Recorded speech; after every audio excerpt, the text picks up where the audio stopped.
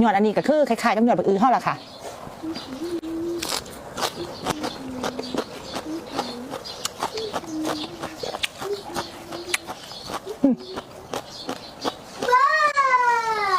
เพชรสายเบาเรื่อง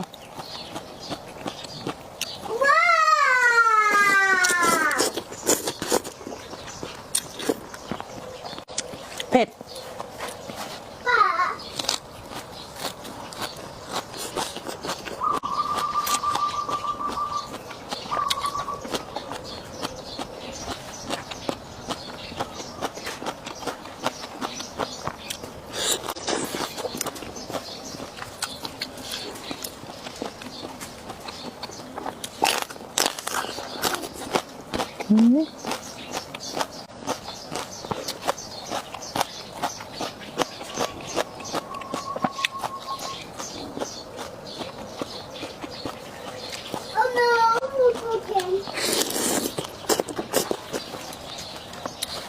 คุณแซ่บจัดเนาะ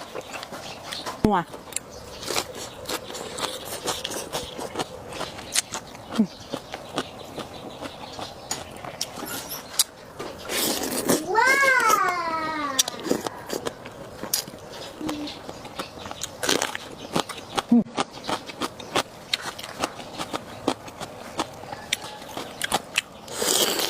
พูดใช่ไหม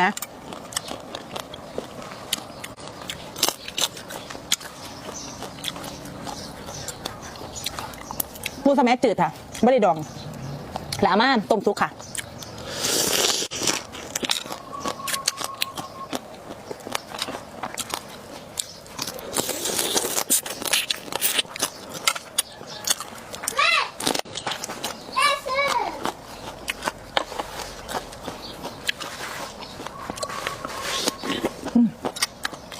หอยแครง